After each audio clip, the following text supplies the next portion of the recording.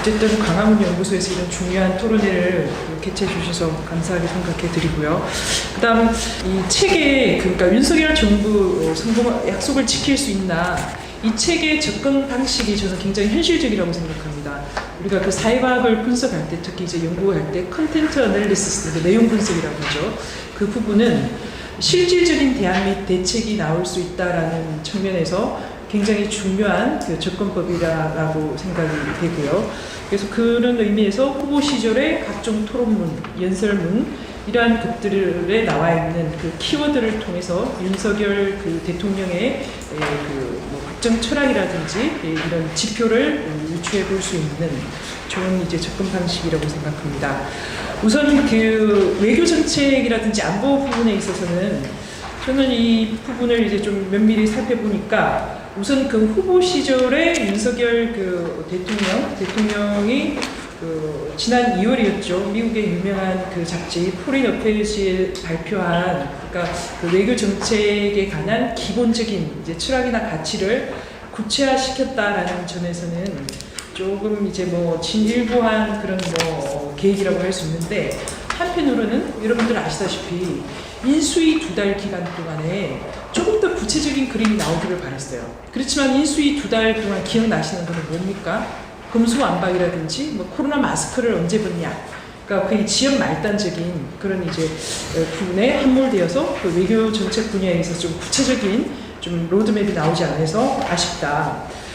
그리고 이제 그 이 외교 정책의 목표 내지는 과제를 또 이제 평가를 하자면, 사실 그 문재인 정부의 그 문재인 정부가 하지 않았던, 그러니까 문재인 정부식으로만 안 하면, 영어로 그 뭐 anything but 문이라고 표현을 했는데, 우리 그 김대호 소장님의 표현에 의하면 문재인 정권은 그 타산지석의 보고다. 문재인 정책이 했던 그 반대 방향으로만 가면 된다.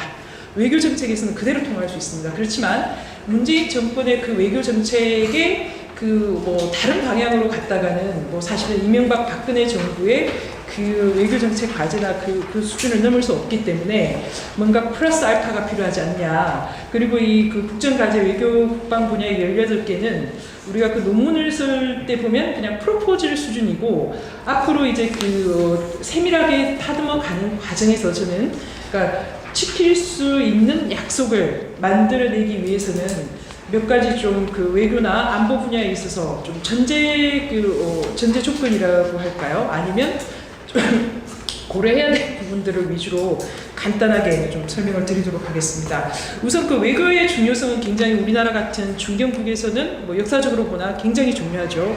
여러분 아시다시피 우리나라는 국제정치 속에서 그 나라를 잃었고, 또 우리나라 스스로 뭐 독립운동을 한 부분도 있겠지만 일본이 패망하면서 독립을 하는, 그러니까 국제정치와는 뗄래야 뗄 수 없는 관계인데, 이 외교 정책을 뭐 맨 마지막 문재인 정부도 마찬가지입니다.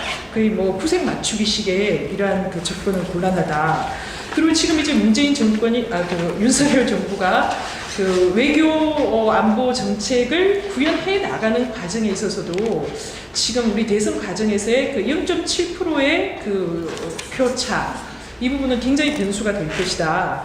그러니까 외교 정책을 구현함에 있어서도 이 실질적으로 1국가 2국민이라는 현실 속에서 얼마만큼 외교 정책을 효율적으로 구현할 수 있을 것인가, 그런 문제. 그다음 두 번째는 우리나라는 이게 연구 대상인데요. 유일하게 국익에 있어서 여야의 그 이해관계가 첨예합니다. 예를 들어서 미국의 민주공화당 같은 경우에는 국내 정치, 뭐 낙태라든지 뭐 세금 문제 이견이 있을 수 있습니다. 그렇지만 미국의 대외 정책에 있어서 민주공화가 이견을 보이는 적은 없어요. 이건 미국뿐만 아니라 전 세계 공통적으로 외교 정책의 내셔널 인트레스트에 있어서는 이견이 없는 것이 현실인데, 우리나라는 보실까요? 지금 문재인 정권 당장 지금 그 대북 전단 방지법, 자유와 인권이라는 인류 보편적인 가치를 당시 여당이 정말 이게 어떤 국익과 결부가 될지 모르겠고요. 9.19 군사 분야에서의 합의, 전부 다 이게 외교적인 사안, 그러니까 핵심적인 국익이 분열이 되는 이러한 상황에서 앞으로 어떻게 외교 정책을 효율적으로 구사할 수 있을지, 그런 부분에 대한 진지한 이제 고민이 필요하다고 생각합니다. 그리고 여러분들 이제 기억을 조금만 더듬어 보시면은 지금 윤석열 정부가 110대 과제를 제시했지만은 문재인 정권의 100대 과제는 거의 실현됐습니다. 끔찍할 정도로. 그러니까 이게 단순히 지표로 그칠 게 아니라 공약으로서의 그 윤석열 정부의 성공 여부를 결정하는 그런 중요한 그 일종의 패러다임도 될 수 있기 때문에 상당히 그 뭐 외교 정책뿐만 아니라 다른 부분에 있어서도 좀 정교하게 현실 가능한 부분으로 좀 다듬어져야 된다. 문재인 정부 100대 과정에서 여러분 그 지켜지지 않은 것은 전작권 한수하고 미국 철수뿐이에요. 소득주도 성장, 탈원전 거의 다 끔찍할 정도로 지금 금수완박까지 다 그 이런 점을 보면 이 110대 과제든 뭐 어쨌든 굉장히 좀 신중하게 목표를 선정할 필요가 있겠다. 자, 그러면 이제 그 외교 정책부터 보시면은 지금 그 지난 2월에 미국의 그 포린 어페이지에서 기본적으로 윤석열 정부는 한미 동맹을 복원을 하고 그다음에 이제 글로벌 중추 국가로서의 역할을 다하겠다. 그래서 이제 문재인 정권의 그 자유라는 금기어였죠, 금기어. 대통령 개헌안에서도 뺐던 이 자유라는 가치를 복원을 시켰다. 그래서 문재인 정권의 사실 4대 강국의 외교가 정말 외교적인 고립, 외교 대참사로 끝났던 탈미 적극 친중이죠. 그러니까 이러한 그 운동권 외교를 자유라는 가치, 자유민주주의 국가들끼리의 기본적인 그런 협업과 동맹을 통해서 복원을 하겠다. 그러니까 외교나 국제정치에 있어서 상식이라고 할 수 있겠죠. 우리나라 같은 그러니까 미들 파워가 할 수 있는 것은 동맹을 통해서 국익을 이제 실현해 나간다. 그래서 전통적인 동맹, 미국과의 동맹을 강화시키겠다. 그리고 이제 이 글로벌 중추 국가라는 것은 사실은 박근혜 정부 때 이제 미들 파워라는 그런 개념으로 한번 표현이 됐고요. 그 다음에 노무현 대통령 때는 뭐 균형자, 문재인 정권에서는 운전자에서 뭐 촉진자 뭐 여러 가지 이 표현이 됐었습니다. 근데 이 중추 국가, 영어로는 이제 pivotal state라고 하는데 이 중추 국가로서의 역할을 하기 위해서는 또 전제 조건이 있는 것이죠. 예를 들어서 우리가 이제 그 중추 국가라고 하면은 캐나다라든지 이 호주를 떠올릴 수 있습니다. 그러니까 이 캐나다, 호주 같은 경우에는 슈퍼파워는 아니지만은 미국과의 동맹을 통해서 그런 이제 국익을 실현해 가는 과정에서 이 이익만 누리는 것이 아니라 그 피스키핑, 그러니까 국제사회에 있어서 뭐 평화 유지라든지 인권, 그 다음 환경 문제에 대해서 적극적으로 책임을 다하고 분담을 하는 역할을 합니다. 근데 그 문재인 정권의 운전자로 내지는 뭐 균형자, 이런 그 좌파 정권의 그 역할론을 보면 실질적으로 대한민국이 할 수 있는 것과 할 수 없는 것에서 오는 착각, 이런 부분에서 헌에 지나지 않는 그런 결과가 되었다. 그래서 이 글로벌 중추 국가라는 개념은 굉장히 중요한 개념인데, 우리가 앞으로 이제 작년에 유엔의 운크트에 대해서 우리나라는 선진국의 지위를 부여받았습니다. 그래서 이 선진국에 걸맞는 이 중추국가로서의 역할을 하되, 이 중추국가로서의 역할이 성공적인 사례만 있는 것이 아닙니다. 지금 이제 한참 세계적인 그 이슈 중에 하나가 러시아의 우크라이나 침공에서 우크라이나는 대표적인 지정학적인 중추 국가였어요. 뭐 잘 아시다시피 브레진스키의 책을 보면 거대한 체스판에서 우크라이나는 지정학적인 중추 국가이다라고 했음에도 불구하고 우크라이나가 과연 이 중추 국가로서의 역할을 다 했는지에 대해서는 조금 이제 회의가 드는데요. 우리나라랑 좀 공통점이 있습니다. 이 중추 국가가 되려면 지금 이 정치와 경제의 후진적인 이중구조, 그러니까 경제는 선진국이지만은 여러분 지금 이 다수의 폭정, 국회에서 벌어지는 이러한 상황을 볼 때 과연 우리가 인권의식이라든지 민주주의 그런 지수에 있어서 글로벌 중추 국가로서의 역할을 제대로 할 수 있을 것인지, 이런 부분에 대한 구체적인 좀 전략이 필요하고요. 만일 이렇게 문재인 정부나 노무현 정부처럼 할 수 있는 것과 할 수 없는 것을 구분하지 못하는 그러한 상황이 될 경우에는 굉장히 좀 비극적인 그런 이제 사태를 맞을 수도 있겠다.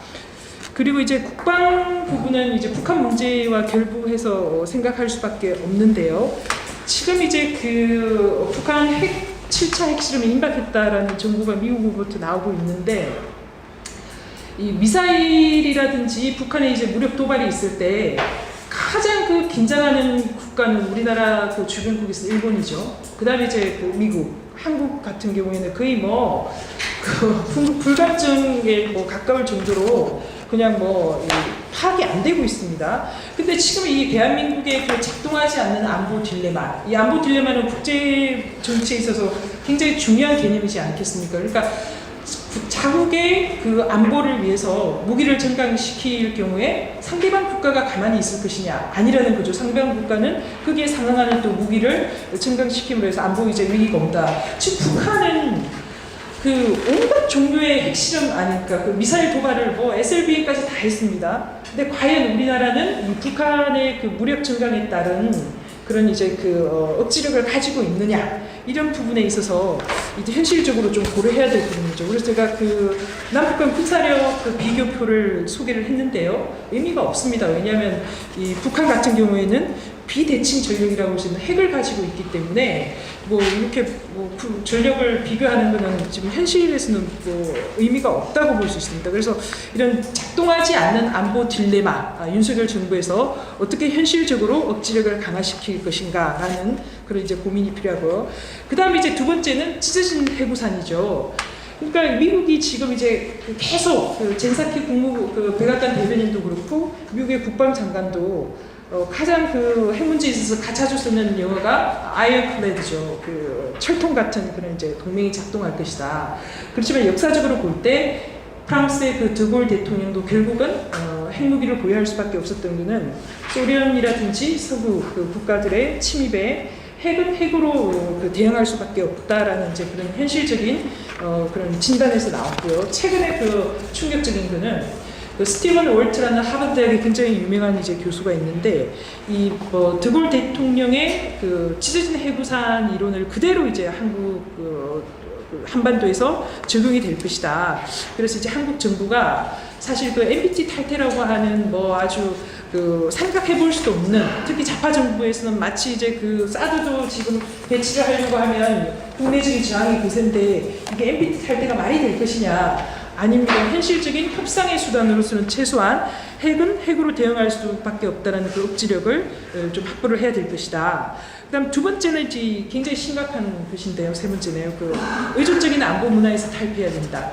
그러니까 우리가 지금 그 6.25 전쟁부터 물론 우리나라 국민이 피를 흘리면서 대한민국을 지켰습니다. 근데 더 빨리 움직인 것이 미국이고 당시 이승만 대통령은 그 한미 안보 동맹을 그 체결을 했습니다. 근데 그 이후에 지금 안보 불감증에서도 느껴지다시피 대한민국 안보에 대해서는 미국이 어떻게 해주겠지라는 이 의존적인 안보 문화가 저는 굉장히 심각하다고 보는데요. 지금 이 사드는 뭐 이게 방어적인 그런 뭐 레이더임에도 불구하고 중국은 이미 그 대형 위상 배열 레이저, 그러니까 지금 산둥반도와 해룡 장성에 3개를 배치했는데 감까지 다 들여다볼 수 있다는 거 아니겠습니까?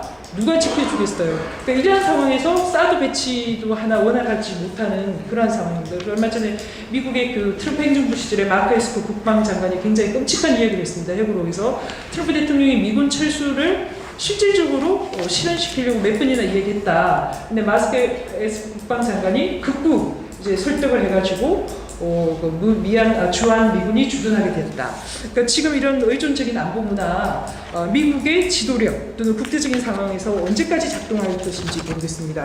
그리고 지금 이제 대북 정책에 있어서는 기능주의 접근법을 좀 탈피를 해야 되겠다. 왜냐하면 그 민주화 정권 이후에 좌파우파 정권을 막론하고 북한과의 경제적인 협력, 뭐 인도주의적인 협력, 무조건 그 협력을 그 하려고 굉장히 뭐라 그럴까요? 강박관념에 그 사로잡힌 그러한 이제 그 대북 관계를 형성해 오고 있는데 지금 이 기능주의 접근법의 대표적인 사례가 유럽연합 아니겠습니까? 근데 유럽연합이 가능했던 이유는 기본적으로 체제가 동질적이기 때문에 통합이 가능하고 연합이 가능한 것입니다. 지금 북한과 대한민국은 한 나라는 자유민주주의 체제, 한쪽은 전체주의 체제. 그러니까 체제적인 이질성을 극복하지 못하고 뭐 인도주의적인 협력, 경제 협력이 가능하지 않다라는 것은 뭐 문재인 정권도 마찬가지고 역대 정부에서 그대로 적용이 되었습니다. 그래서 이 기능적인 주의적인 접근법, 그러니까 이 학자들은 이렇게도 얘기해요. 왜 그러면 이 안 되는 거 알면서도 계속 기능적인 주의적인 접근법을 뭐 적용을 하냐? 달리 다른 방법이 없기 때문에 남북 간에 무언가는 돌파는 해야 될 것이고, 그래서 이런 기능주의 접근법을 그냥 이렇게 관행적으로 이용을 하는데요. 이런 기능적인 접근법의 한계를 깨닫고 좀 다른 방식이 필요하지 않겠느냐. 그런 이제 이론이 나오고 있습니다. 그리고 이제 지금 현재의 정세는 신냉전이라고 하지만은 냉전하고는 굉장히 큰 차이점이 있습니다. 대표적인 것이 이제 상호 의존의 무기화라는 거죠. 세계화 이후에 국가와 국가 간의 상호 의존성은 심화되었는데 지금 단계는 심화된 정도가 아니라 무기화가 됐다. 그게 이제 대표적인 사례가 우리가 일본과의 외교 마찰이 빚어졌을 때 일본이 수출 규제를 했죠. 그때 사실 일본은 우리나라만 일방적인 피해를 입힐 거라고 생각했지만 결국은 한국과 일본 사이에 경제적인 협력이라든지 심화 과정 속에서 일본도 피해적인 부분을 좀 감수했어야 했고, 또 나아가서는 미중 패권 전쟁이 벌어질 때는 미국이 중국의 5G 굉장히 규제를 많이 했지만 결국은 미국도 그런 이제 상호 의존의 심화 관계 속에서 피해자를 일정 부분 감수할 수밖에 없다. 그러니까 이러한 이제 국제 정세가 과거의 냉전에 비해서는 굉장히 복잡 다단하게 전개되어 가고 있는 이러한 상황에서 과연 이런 이제 단선적인, 그러니까 미중 관계에 있어서 대표적으로 이야기하는 게 안미 경중, 이런 식의 접근 방법은 곤란하다. 그래서 지금 이제 마무리를 짓자면 지금 변화하는 국제 관계, 그 다음에 이제 기존의 우파 정권이든 좌파 정권이든 그런 가행적인 남북 관계, 대북 관계에 있어서 이러한 부분을 그대로 적용할 수는 없겠다. 그러면 지도자의 역할이 굉장히 중요한데요. 지금 이제 윤석열 대통령은 자유에 대한 기본적인 가치는 충분히 인지하고 있는 상황이지만은 북한의 급변 사태라든지 이제 미중 관계 속에서 이 대한민국의 지도자의 그런 지도력은 굉장히 비상한 지도력이 요구된다. 사실 지금 이제 지도자의 지도력 내지는 각종 정책을 구사함에 있어서 서사가 부족하다고 그랬는데, 저는 외교 정책에 있어서는 우리나라는 서사가 굉장히 많다고 생각합니다. 이 서사를 포장을 못할 따름이죠. 예를 들어서 이승만 대통령 같은 경우에는 우리가 이승만 대통령을 평가할 때 여러 가지 이제 오류 중에 하나가 과거 완료형 사고를 하는 거죠. 그러니까 이승만 대통령이 나라를 이끌 때는 사실상의 내이션 빌딩 단계죠. 한치 앞을 알 수 없는 이러한 상황에서 이승만 대통령이야말로 비르투. 그러니까 이게 우리나라 번역으로는 미덕으로 이렇게 번역이 되는데, 단순한 이 비르투는 미덕이 아니라 비상 상황에서 발휘되는 굉장히 그러니까 영웅적인 행위를 이제 이끌는 말인데, 마키아벨리의 군주론에서도 이제 인용되는 말입니다. 그래서 이 영웅적인 행위를 가진 지도력이 필요하다. 그리고 마지막으로 한 가지는 설득 권력입니다. 그러니까 아까 말씀드린 0.7%의 지지율 차이는 굉장히 이게 국정을 이끌어가는데 힘든 그런 지지율인데요. 미국 대통령의 설득 권력을 미국 대통령이 굉장히 잘 이용하죠. 그러니까 대통령의 말은 대통령의 말이기 때문에 대통령을 지지하는 언론이든 지지하지 않는 언론이든 무조건 일면에 언론사에서 다루고 있습니다. 그러니까 지금 이제 윤석열 대통령이 외교 정책, 그러니까 국익이 일치하지 않는 외교 정책에 있어서 방법은 국민을 설득할 수 있는 게 유일한 거죠. 그래서 소통을 통해서 부지런히 외교 정책을 설명을 하고 왜 일본과 가까이 지내야 되는지, 왜 대북 전단법이 잘못되었는지, 이런 것에 대해서 적극적으로 국민을 설득하는 이 설득 권력을 적극적으로 활용해야 된다. 네, 이렇게 생각합니다. 발제를 마무리 짓겠는데 구체적인 내용은 좀 발제문을 참조하시면 좋을 것 같습니다. 이상입니다. 네.